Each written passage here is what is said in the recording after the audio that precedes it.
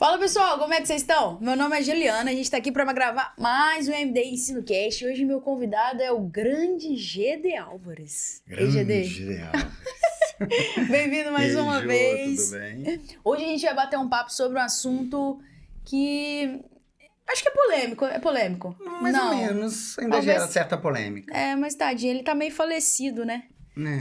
Tá meio falecido. Meio de vez em quando ele perdido. surge de novo, mas ele rapidinho morre de novo.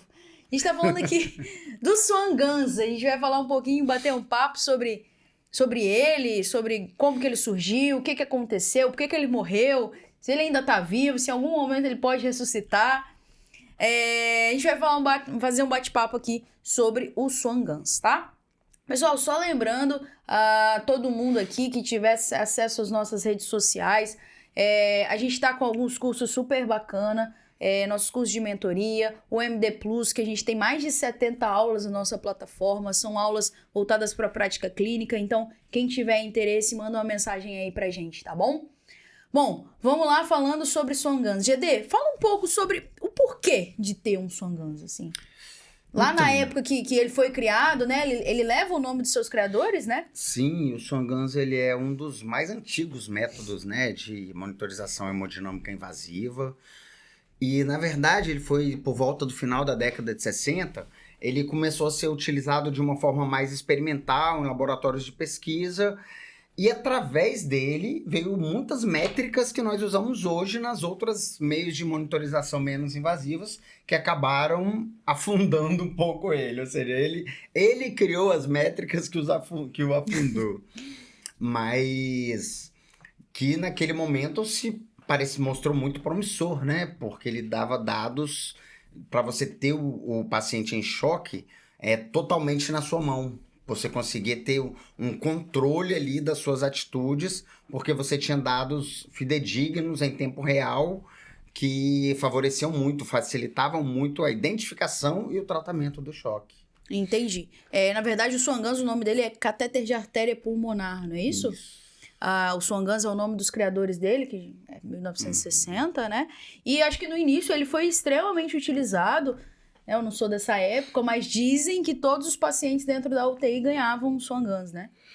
Então, isso foi uma dos problemas que levaram a ele hoje não ser tão utilizado. Porque ele dá dados importantíssimos quanto ao choque, só que é um dispositivo invasivo, é um dispositivo que atravessa o átrio direito, o ventrículo direito, e vai até a artéria pulmonar, e por meio de termodiluição ele faz a leitura do débito cardíaco, e acaba sendo um dispositivo muito invasivo. E ele tem que fazer muita manipulação, porque ele funciona como acesso venoso, a termodiluição é manual, é externa, e essa manipulação, quando passa de 72 horas, aumenta muito o risco de ter intercorrências infecciosas. Ele é ou na jugular ou na subclave, ele aumenta risco de quando tem discrasias sanguíneas, ele tem risco pela própria inserção. Aí acaba que se você coloca ele para todos os choques, sendo que 90% dos choques a gente vai conseguir tratar sem esses meios tão invasivos, você acaba aumentando a mortalidade pelo uso dele. Foi o que os estudos mostraram. Quais são os principais dados que você consegue ter a partir dele? O Swan Guns ele vai te fornecer a pressão do átrio direito, que a gente consegue pela PVC, a saturação venosa mista contínua, em tempo real. Ele vai te dar a pressão no pressão final do ventrículo direito, ele vai te dar a pressão da artéria pulmonar, a pressão ocluída da artéria pulmonar vai corresponder à pressão do átrio esquerdo, aí ele acaba te dando débito cardíaco por termodiluição, ele te fornece, por meio de cálculos indiretos, a resistência vascular periférica, sistêmica e periférica, acaba que ele te dá muitos dados, né? Uma gama de dados que também é outra dificuldade dele. Porque você ter o Swan Guns, expor o paciente todos os riscos do implante, da manutenção de um catéter, do custo de um catéter, e não saber lidar com esses dados, acaba que você embute um custo e um risco ao paciente sem trazer os benefícios, né? Fora a inserção dele, que não é todo mundo que sabe fazer a inserção, e precisa também de um monitor adequado, não é isso? Sim. tem um monitor próprio para o Swan-Ganz, e a inserção, até a velocidade que ele passa pelo átrio, que você passa pelo ventrículo direito, pode favorecer arritmias malignas. Tem toda uma técnica que, se você não for familiarizado, tem estudos assim menores, né, que mostram que você teria que ter pelo menos 30 inserções de catéteres para você ser considerado capaz de estar inserindo sozinho o catéter, entendeu? O número exato é um pouquinho divergente entre os estudos, mas é um catéter que requer uma técnica adequada. Na sua prática, GD, quando que foi a última vez que você passou um? Tem uns 4 a 5 anos. E na sua prática, o que você achou dele?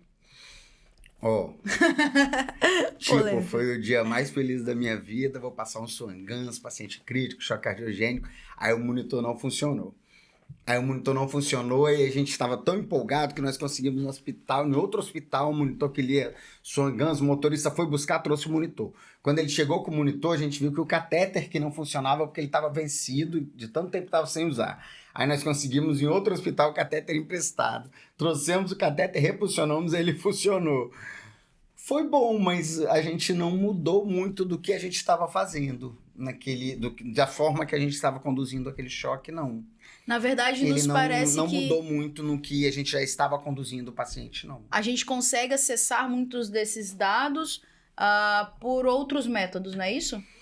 Sim, hospitais de maior porte, hoje ele tem o Pico, tem outros catéteres que conseguem monitorar o débito cardíaco em tempo real. Você consegue associar isso com a boa e velha PVC, com a saturação venosa central, com o gap de CO2, que é a diferença entre o CO2 venoso e o arterial. Quando o paciente está totalmente sedado e não tem arritmia, você pode associar um delta-PP, que é uma variação de pressão de pulso. Lembrando que a arritmia que atrapalha no delta-PP, ele também atrapalha na leitura do Swan-Ganz. Ou seja, um prejuízo para mas não pode fazer se tiver arritmia. No Swan-Ganz ele também atrapalha um pouco se tiver esse tipo de arritmia. Aí acaba que hoje nós temos tantos outros meios menos invasivos que a gente consegue estimar, talvez um meio só não seja tão bom quanto o Swan-Ganz, mas todos eles juntos, aliado a você estar monitorando o paciente à beira-leito, a perfusão, o enchimento capilar, a diurese, a evolução do quadro. O exame clínico é preponderante. Você tem o paciente na sua mão, você está vendo como ele está modificando ali, junto com esses exames menos invasivos que temos, e o ecocardiograma hoje, você já consegue ver e estimar o débito cardíaco, fração de ejeção, volume diastólico final, vários fatores, tamanho de átrio, vários fatores também que ajudam muito ali na determinação daquele choque. E vários conhecimentos que o Swan-Ganz trouxe para a gente também. Por exemplo, um paciente que ele está em choque séptico, você já, teoricamente, ele está com a resistência vascular diminuída. Um paciente que está com choque cardiogênico pode estar com a resistência vascular aumentada. Você acaba que pressupõe, pelo exame clínico e pelo tipo de choque, você faz um diagnóstico, você faz hipóteses diagnósticas e vai tratar de acordo com essas hipóteses. E muitas vezes, dados que o Swan-Ganz vai te fornecer, ele só ia te confirmar, porque são dados que você já esperava. Se ela está aumentada 1.500 ou 1.800, não faz tanta diferença, entendeu? Mas você sabe aonde você tem que atuar. Ele vai te dar dados que sugerem a pré-carga e a pós-carga. Mas pela clínica do doente, você consegue saber se esse doente está com problema relacionado à pré-carga ou à pós-carga. Se essa pré-carga está muito alta ou pouco alta, você sabe que o problema é ela e você vai atuar nela, entendeu?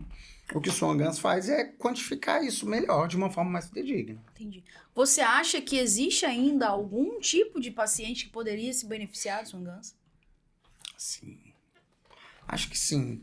Tem choques que a gente, mesmo com tudo isso que eu tô falando, a gente ainda não tem aquele limite fino de até onde você vai com o volume, até onde é o inotrópico. Ele tem um componente cardiogênico e séptico associado e você não sabe qual deles está preponderando naquele momento. E você tendo esses dados de uma forma mais fidedigna, pode sim contribuir para você. E alguns pacientes, eles não toleram testes terapêuticos. Tem pacientes que ainda estão em fases que ainda toleram um teste de volume, um teste inotrópico. Tem pacientes que já estão tão críticos que eles não toleram um teste terapêutico. Você tem que ser muito assertivo. Nesses pacientes, pode ser que o Swan Ganz faça toda a diferença. Só que por que hoje o Swan Ganz foi quase banido? Não foi banido por opinião de especialistas, por revolta de especialistas. Pelos estudos já teria condições de ser banido. Mas houve uma revolta dos especialistas que têm costume de usá-lo e que conhecem o benefício e as indicações corretas dele, de que ele não poderia sair do mercado. Por isso que ele não saiu. Porque se fosse só por estudo, já teria saído do mercado. Entendi. Os estudos mostraram que não houve diferença de mortalidade. Houve aumento de mortalidade com o uso do Swan Ganz. Aumento de mortalidade. Provavelmente é associado à sua manipulação, né? Eu acho que muitos desses estudos acho que também foram feitos na época em que utilizava-se de forma indiscriminada, né? Na verdade. Talvez, e se a gente talvez limitasse aqueles pacientes dessas situações, por exemplo, que é um choque séptico associado a um choque cardiogênico e você não sabe. Será que a vasoconstricção ela tá trabalhando também o débito cardíaco? Será que eu não tô fazendo droga demais? E às vezes, né, favorecer, ajudar esse coração a bater contra menos vasoconstricção, será que eu não vou melhorar o choque? Enfim, são dúvidas que no nosso dia a dia a gente tem e que a gente não tem muito jeito de achar resposta. Você acha que talvez fazer um estudo nesse grupo seleto de pacientes, talvez você acha que poderia mudar a mortalidade? Acho que sim, que pode. Assim, tiveram vários estudos já, né? E em alguns foi questionado que nos estudos prospectivos que foram, foi questionado que o Swan Ganz ele entrava numa fase muito tardia. Aí por isso que morria mais quem estava com Swan Ganz, porque você não dava para todos, você dava para aqueles mais graves. E normalmente os mais graves morrem mais. Aí o Swan Ganz, nesse sentido, aumentou a mortalidade. Aí foi feito um estudo onde todos estavam na mesma caixa. Mas se todos estão na mesma caixa, acaba que a maioria não vai precisar. Aí se a maioria não precisa e você coloca um dispositivo que é invasivo, que aumenta a trombose, sangramento, ele pode ser necessário usar anticoagulação, aumenta a infecção, pode lesar ruptura de artéria renal, de artéria pulmonar, pode levar arritmias malignas na passagem pelo ventrículo. Ou seja, que tem vários efeitos adversos, sendo que na maioria das vezes ele não seria necessário, acaba que ele vai aumentar a mortalidade. E a questão também é a experiência da equipe, né? Você achar uma equipe hoje, uma equipe, né, grande, de todos os plantonistas, que consiga inserir, manipular. Isso inclusive a equipe de enfermagem, né? Porque a enfermagem também vai manipular o dispositivo. Uma equipe de enfermagem, uma equipe de médicos que saiba manipular, eu acho que não vai ter. Não vai ter. Tem. Na minha vida, eu vi 2 serem implantados. E os 2 pacientes morreram. E é porque implanta muito tardio. Implanta muito tardio. E assim, o momento de entrar, o momento de sair, o momento de trocar, isso tudo são linhas muito tênues ali que tem que ser muito bem pensado, muito bem decidido. E que hoje, por ele estar sendo muito pouco usado, pouquíssimos serviços têm esse know-how, têm essa habilidade. Não, e da vez eu lembro que da última vez que a gente instalou, a equipe ficou mais de 6 horas só dentro daquele box para poder só instalar. E aí, isso envolveu equipe de enfermagem, coordenação de enfermagem, equipe de farmácia, para achar o dispositivo, para achar não sei o que lá, e no final a gente não tinha monitor, nossos cálculos eram feitos todos à mão. Então eu fazia todos os cálculos à mão. O colega que veio no plantão depois, eu tive que sentar, explicar para ele, mostrar os cálculos como é que faziam, né? Para ele saber, né? Direcionar. Enfim, não é fácil. Os outros 9 pacientes ficam sem serviço. Ficaram sem, né? E então, assim, acho que é toda uma complexidade que talvez no mundo de hoje seja menos palpável pra gente. Exato. Assim, que a gente está correndo atrás do que hoje? De medidas minimamente invasivas, que sejam cada vez menos invasivas, que tragam informações contínuas e fidedignas, né? E com o mínimo de custo possível. Nós temos que juntar isso. E é muito difícil juntar isso, o Swan Ganz não se enquadra nisso. Né? Ele até diminuiu o custo, porque saiu muito de uso, tudo, até diminuiu o custo.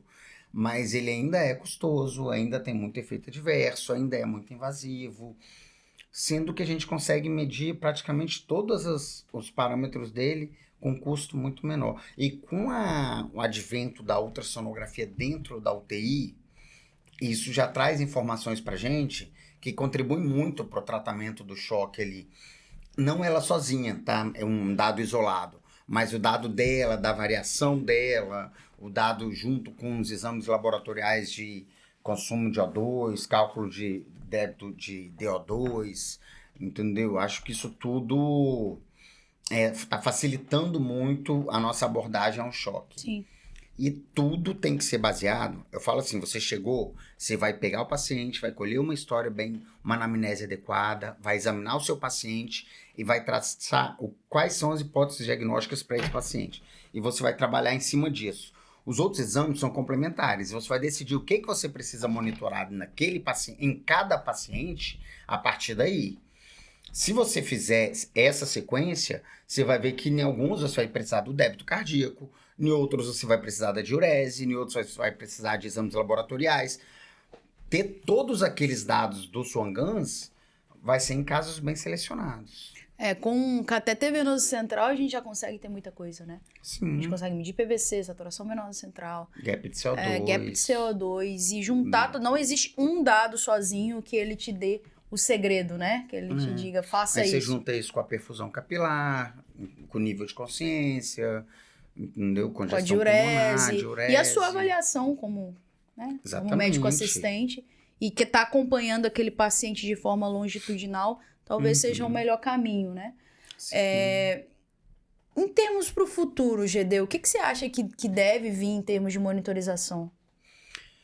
A inteligência artificial está cada vez mais, né, no nosso meio, né? Tá já muita coisa relacionada à robótica, cirurgias, tudo, dispositivos ventriculares, né, extracorpóreo e até dispositivos menores. Quanto à monitorização, hoje nós já temos, assim, a monitorização, o pico já é uma coisa que já monitora o débito cardíaco minimamente invasivo, só com uma PAM. A gente já tem monitorizações, assim, mais avançadas e minimamente invasivas. E eu acho que cada vez mais a ultrassonografia está entrando, assim, dentro da UTI. Todo intensivista, todo plantonista vai ter que saber fazer um point of care, fazer os dados básicos, pelo menos, da ultrassonografia, que eu acho que pode trazer muita informação pra gente, entendeu?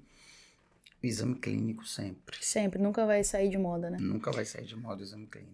No congresso, no ano passado, a gente teve acesso a vários monitores, assim, muito bonitos, muito legais, mas infelizmente é muito custoso.